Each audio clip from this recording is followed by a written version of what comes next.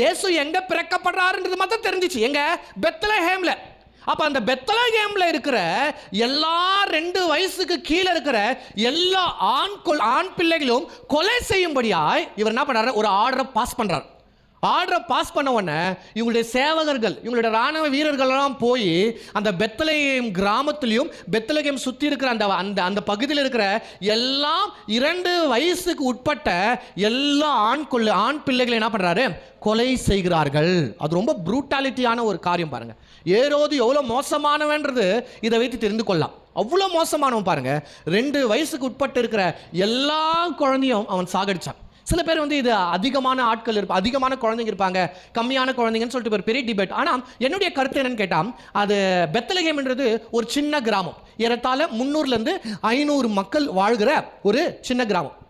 So ஒரு 300லேருந்து 500 பேர் வாழ்கிறாங்கன்னு கேட்டால் அங்கே ரொம்ப கம்மியான குழந்தைங்க தான் இருப்பாங்க. அப்போ என்னுடைய கணக்கு பிரகாரம் குறைஞ்சபட்சம் ஒரு 10லேருந்து ஒரு 50 குழந்தைகள் கண்டிப்பாக என்ன பண்ணியிருப்பாங்க?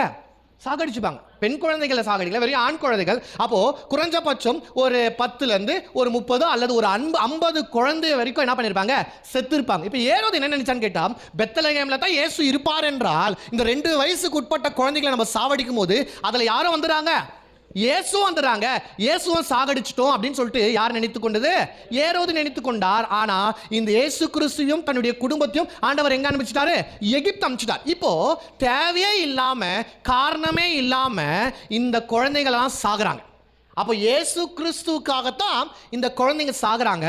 அதனால இந்த குழந்தைகளுக்கு ஆதி திருச்சபை ஒரு பேர் தராங்க. அது என்னன்னு கேட்டா ஹோலி இன்னசென்ட்ன்ற ஒரு பேரை உங்களுக்கு தராங்க. ஹோலி இன்னசென்ட். ரெண்டாவது என்னன்னு கேட்டா ஹிஸ்டாரிக்கல் பிரகாரம் என்ன சொல்றாங்க கேட்டா, அந்த பெத்லஹேமுக்கு பக்கத்துல ஒரு சின்ன குகை இருந்துச்சாம், ஒரு சின்ன குகை. அந்த குகைக்குள்ள தான் இந்த குழந்தைகள் எல்லாம் என்ன பண்ணிருப்பாங்க? அடக்கம் பண்ணிருப்பாங்கன்ற ஒரு நம்பிக்கை இன்னைக்கும் பாரம்பரியமாய் யூதர்களுக்கு இருக்கு, கிறிஸ்தவர்களுக்கு, ஆதி கிறிஸ்தவர்களுக்கு இருக்கு. அதுல தான் அந்த குகைக்குள்ள தான் என்ன பண்ணிருப்பாங்க? போய் புதைச்சிருப்பாங்கன்னு சொல்லிட்டு நம்புறாங்க.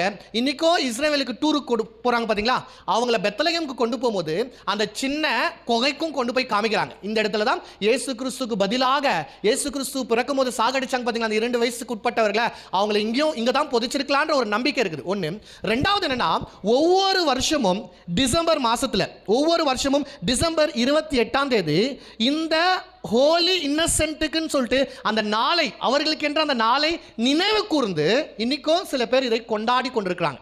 அந்த இடத்த த கேவ் ஆஃப் ஹோலி இன்னசென்ட்னு சொல்றாங்க. அவர்களுக்கென்று டிசம்பர் 28ஆம் தேதி என்ன பண்றாங்க? ஒரு ஃபீஸ்ட்னு சொல்லுவோம் பாத்தீங்களா, ஃபீஸ்டா அவர்களுக்கென்று என்ன பண்றாங்க? கொண்டாடுறாங்க.